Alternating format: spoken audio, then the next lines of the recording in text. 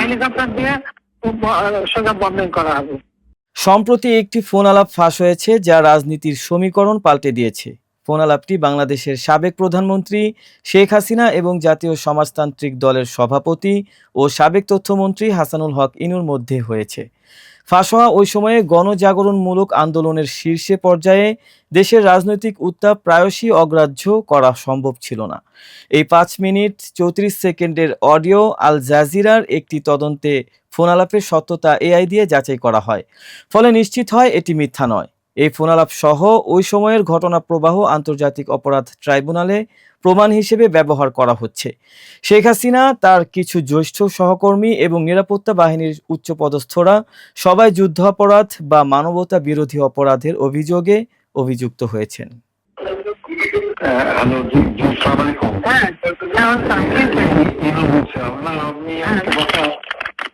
আমি মনে করি যে আপনার পদক্ষেপটা সঠিকই হয়েছে। এখন পর্যন্ত যা রিপোর্ট বাংলাদেশে পাচ্ছি আর কি, তো ওখানে ঢাকাতে আপনার রামপুরার দিকে এবং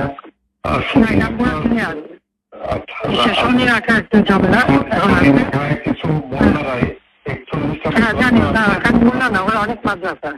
মাদ্রাসা আছে, ওই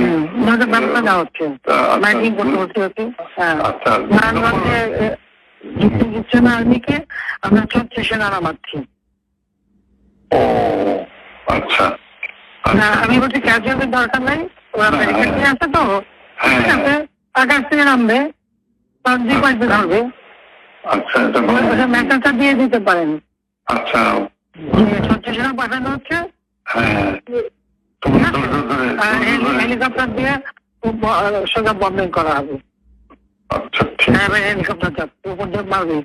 আচ্ছা, উপর থেকে সাউন্ড বোম যাবে আর কি।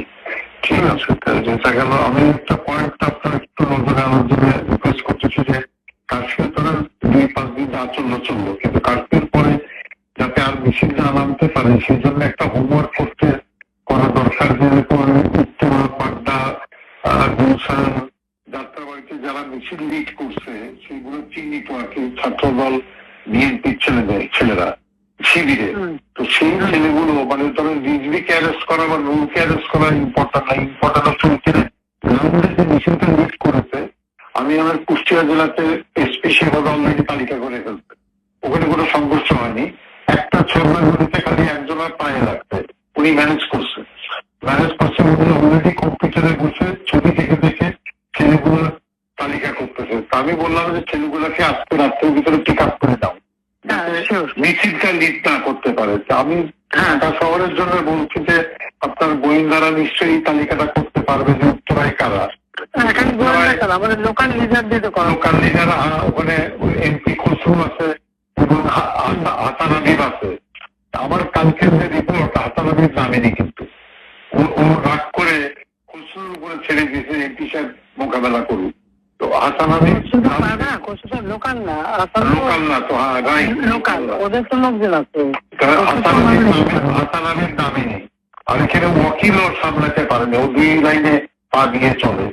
আমার কথা হচ্ছে যে একটু যদি লোকাল লিডারদের সাহায্যে তালিকাটা করে দিয়ে আজকে রাতের ভিতরে সব কাস্টডিতে নিতে পারেন, তাহলে কোনো জায়গায়।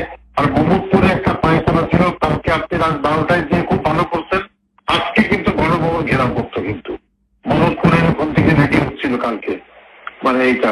সুতরাং ডিসিশনটা খুবই কারেক্ট হচ্ছে মাননীয় প্রধানমন্ত্রী।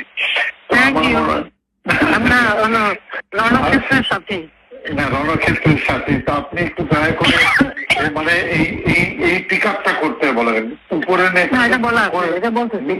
ওইটা একটু হোমওয়ার্ক করতে বলেন, করে অ্যারেস্ট করে ফেলতে বলেন আজকে। মানে সবই অ্যারেস্ট করে ফেললে আর মিছিল করার লোকটা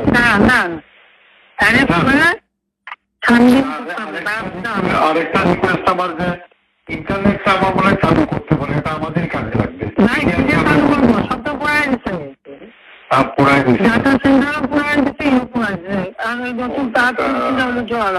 তো এটা হলে আমাদেরও মানে এই যে আমি যে কথাটা বলবার চেষ্টা, আমি 71-এ 8টার সময় যাবো, একা কথা বলবো। আমি বলবো যে সরকারের সঙ্গে কোটা আন্দোলনকারী পুরো বিরোধ নাই, সরকারের সঙ্গে বিরোধ হচ্ছে নাশকতাকারী বিএনপি জামাতের। বলেছেন এই জিনিসটা প্রোপাগান্ডায় আনতে হবে। যদি ইন্টারনেট থাকে, গণমাধ্যম দিয়ে আমরা পুরো নিউজে ট্র্যাক করে দিলাম যে ইন্টারনেট পাবো কোথায়, ইন্টারনেট করাই দিচ্ছে জীবনে। আমি তো আর আনবো না, যদি অন্য সরকার আসে তখন আনবে। আমি দিচ্ছি ইন্টারনেট, ওরা পড়াইতে থাকুক, ওইটা চলতে হবে। বাংলাদেশে ইনশাল্লাহ অন্য সরকার আসবে না, অন্য সরকার আসবে আসুক না, আমি এখন যাচ্ছি এখন না না জামাত সাহিত্য ওটা যারা আপনার যারা লোক আছে তালিকা গুলি আপনারা করান, আমরা করাচ্ছি। তারপরে এই ক্লিয়ারে জামাত শিবিরের আবার নির্বাচন ভেঙে দেন ঢাকা শহরে একেবারে এক্সপোজ হয়েছে আর কি। একটু দেখেন, আর আমি বাদ বাকি আমাকে যেটা বলবেন আমি ইনশাল্লাহ করবো না। ওই তালিকাগুলি একটু করে ফেলান আর নিজেগুলি একজন এই সুতা যা পারেন, ওই শিবির যে করা আছে যা আছে তদ্দূর পারেন। আমার না ওকে, ঠিক আছে, আচ্ছা জি, আচ্ছা, থ্যাংক ইউ।